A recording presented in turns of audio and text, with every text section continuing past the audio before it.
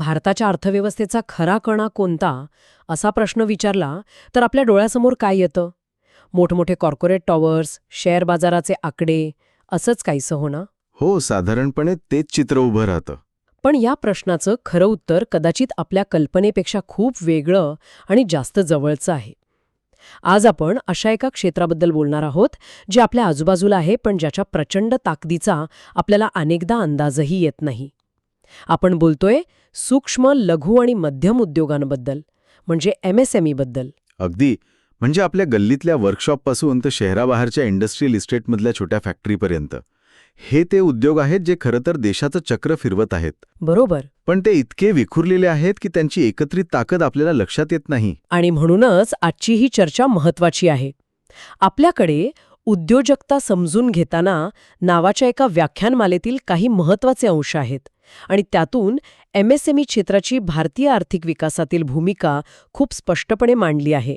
हो. या सगळ्या चर्चेतून आपल्याला हेच समजून घ्यायचं आहे की सरकार जेव्हा आत्मनिर्भर भारत किंवा विकसित भारत ॲट 2047 अशा मोठ्या गोष्टींबद्दल बोलतं, तेव्हा त्याचं खरं इंजिन हे MSME क्षेत्र का आहे. आणि हे समजून घेण्यासाठी आपल्याला केवळ वरवरच्या गोष्टी पाहून नाही चालणार.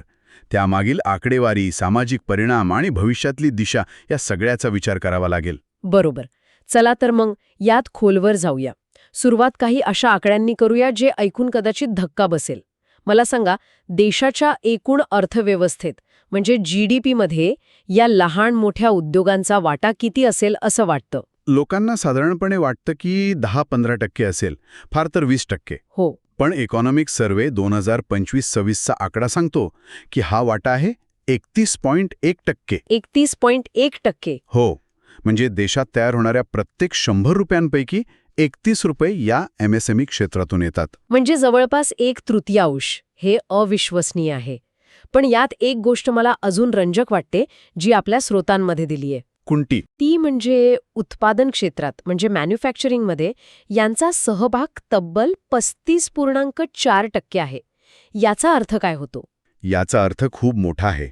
आपण जेव्हा मेड इन इंडिया असं लेबल पाहतो तेव्हा आपल्या डोळ्यासमोर मोठ्या कंपन्या येतात. बरोबर. पण सत्य हे आहे की भारतात बनणाऱ्या 3 वस्तूंपैकी एक वस्तू या लहान किंवा मध्यम उद्योगात तयार झालेली असते. मग ते गाडीचे सुटे भाग असोत, घरातलं फर्निचर असो किंवा आपण घातलेले कपडे असोत. अच्छा. हे एक प्रकारे मेक इन इंडिया मोहिमेचे खरे सैनिक आहेत. म्हणजे मोठी नावं जरी कॉर्पोरेट्सची असली तरी उत्पादनाचा खरा भार या छोट्या उद्योगांनी उचलला आहे. याच गोष्टीला जोडून पुढचा मुद्दा येतो तो रोजगाराचा. माझ्यासाठी तर सर्वात धक्कादायक आकडा हाच होता. आपल्या स्रोतांनुसार शेतीनंतर सर्वाधिक रोजगार देणारं हे देशातलं दुसरं क्षेत्र आहे. हो, आणि तो आकडाच या क्षेत्राचं महत्त्व सांगतो. सुमारे 7.47 कोटी उद्योगांच्या माध्यमातून 32.82 कोटींहून अधिक लोकांना रोजगार मिळालाय. 32 कोटींपेक्षा जास्त? हो, ही संख्या जवळपास अमेरिकेच्या एकूण लोकसंख्ये एवढी आहे. विचार करा, आपल्या देशात एक संपूर्ण अमेरिका या छोट्या उद्योगांमध्ये काम करत आहे. ही खूप मोठी संख्या आहे. म्हणजे देशातली कितीतरी कुटुंब या क्षेत्रावर अवलंबून आहेत. पण याचा केवळ आर्थिक परिणाम होत नसेल, याचा सामाजिक परिणाम काय होतो? खूप मोठा. या आकडेवारीमागे एक महत्त्वाची गोष्ट दडली आहे, ती म्हणजे स्थलांतराची समस्या. अच्छा. जेव्हा लोकांना त्यांच्या गावात किंवा तालुक्यातच काम मिळतं तेव्हा त्यांना रोजगारासाठी आपलं घर सोडून मुंबई, पुण्यासारख्या शहरांमध्ये यावं लागत नाही. अगदी. MSME मुळे स्थानिक पातळीवर रोजगार निर्माण होतो. बरोबर. यामुळे शहरांवरचा ताण कमी होतो आणि गावाकडचं सामाजिक जीवनही स्थिर राहतं. खरंय. हा केवळ आर्थिक विकास नाही तर एक संतुलित सामाजिक विकास आहे. म्हणजे हे 32 कोटी लोक केवळ देशासाठी वस्तू बनवत नाहीत, तर त्यांचं काम भारताला थेट जागतिक बाजारपेठेत घेऊन जातंय. निर्यातीचा आकडे पाहिले की हे स्पष्ट दिसतं. भारताच्या एकूण निर्यातीत MSMEचा वाटा तब्बल 48.58% आहे. 48.58%. म्हणजे जवळपास निम्मा. हेच तर. याचा अर्थ असा होतो की आपण जेव्हा मेड इन इंडिया टॅग असलेली एखादी वस्तू परदेशात पाहतो तेव्हा ती कोणत्या तरी मोठ्या कंपनीने बनवलेली असण्याची जेवढी शक्यता आहे तेवढीच ती कोल्हापूर किंवा लुधियानामधल्या एखाद्या लहानशा आपल्याला माहीत नसलेल्या युनिटने बनवलेली असण्याची आहे. अरे वा. हे भारताच्या आर्थिक शक्तीचं चित्रच बदलून टाकतं. आणि ही वाढ सुद्धा अविश्वसनीय आहे. 2020-21 मध्ये जे निर्यात मूल्य 3.95 लाख कोटी रुपये होतं. 3.95 लाख कोटी हो, ते आता वाढून 12.39 लाख कोटी रुपयांवर पोचलंय. म्हणजे जवळपास तिप्पट वाढ आहे. इतक्या कमी कालावधीत एवढी मोठी झेप कशी काय शक्य झाली? यामागे एक जागतिक बदल आहे ज्याचा उल्लेख आपल्या स्रोतांमध्ये आहे. त्याला चायना+1 स्ट्रॅटेजी म्हणतात. China+1 म्हणजे असं की जगभरातल्या मोठ्या कंपन्या आता फक्त चीनवर अवलंबून राहू इच्छित नाहीत. कोरोना काळात पुरवठा साखळी विस्कळीत झाल्यावर त्यांना कळलं की एकाच देशावर अवलंबून राहणं किती धोकादायक आहे. हो, ते तर आहेच. त्यामुळे आता त्यांना उत्पादनासाठी चीनसोबत दुसरा एक भरोशाचा पर्याय हवा आहे. आणि इथेच भारताच्या MSME क्षेत्राला एक प्रचंड मोठी संधी मिळत आहे. पण ही वाढ निश्चितच कौतुकास्पद आहे. यात काही आव्हानं नाहीत का? म्हणजे आंतरराष्ट्रीय बाजारात टिकून राहण्यासाठी जे दर्जेदार उत्पादन लागतं ते देणं या लहान उद्योगांना शक्य होतं का? हा खूप महत्त्वाचा मुद्दा आहे. ही वाढ कौतुकास्पद असली तर यात एक आव्हानही दडलेलं आहे. अनेक लहान उद्योगांना अजूनही आंतरराष्ट्रीय दर्जाची गुणवत्ता राखणं आणि त्यासाठी लागणारी सर्टिफिकेशन्स मिळवणं खूप कठीण जातं. अच्छा. त्यामुळे आकडा मोठा दिसत असला तरी त्यामागे एक मोठा संघर्ष आहे. आणि इथेच सरकारी योजनांची भूमिका महत्त्वाची ठरते. बरोबर. आपण त्या योजनांबद्दल बोलूच, पण त्याआधी या उद्योगांच्या बहुआयामी भूमिकेबद्दल बोलूया. हे केवळ आकडे नाहीत, तर ते सामाजिक बदलाचं माध्यम आहेत. यातला पहिला मुद्दा म्हणजे समावेशक विकास. हा शब्द आपण खूप ऐकतो, पण MSMEच्या बाबतीत याचा नेमका अर्थ काय?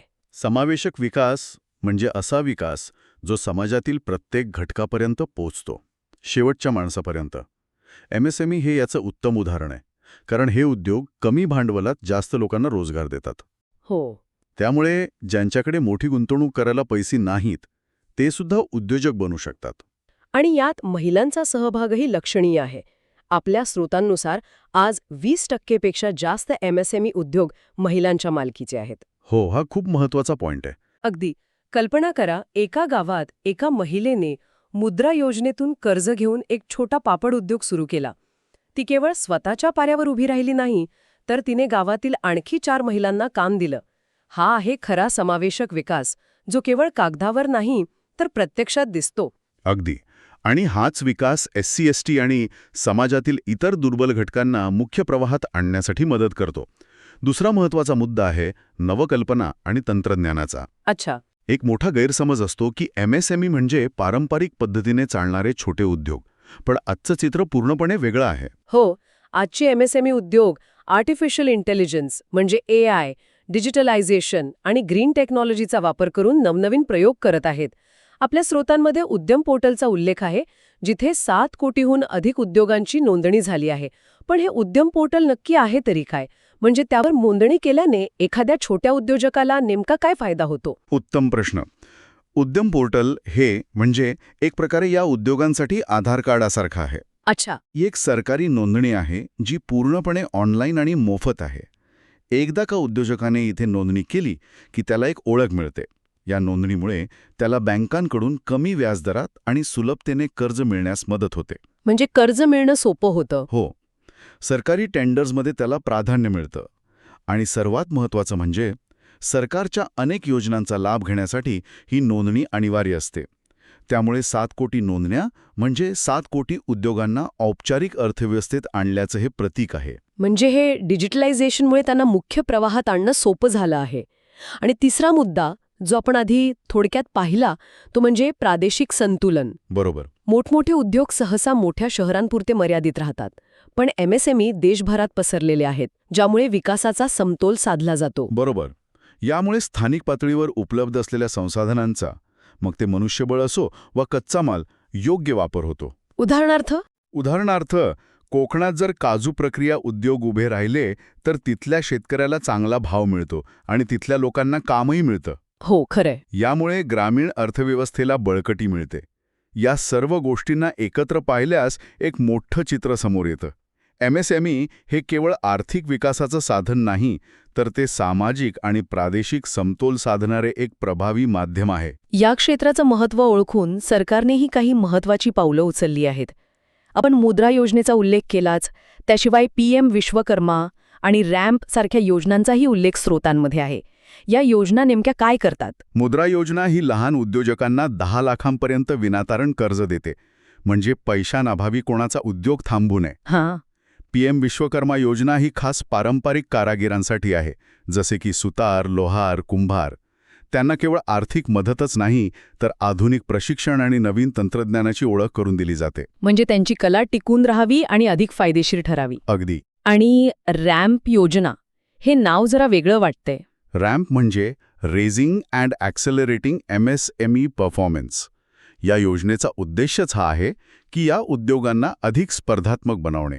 स्पर्धात्मक म्हणजे त्यांना आंतरराष्ट्रीय बाजारपेठेशी जोडणे, त्यांच्यासाठी पतपुरवठा सोपा करणे आणि तंत्रज्ञानाचा वापर वाढवण्यासाठी मदत करणे.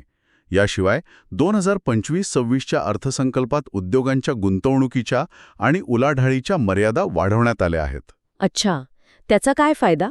जेणेकरून अधिक उद्योजकांना MSMEच्या कक्षेत आणता येईल आणि त्यांना या योजनांचा लाभ घेता येईल. म्हणजे सरकारकडूनही या क्षेत्राला पुढे नेण्यासाठी एक अनुकूल वातावरण निर्माण केलं जात आहे. निश्चितच.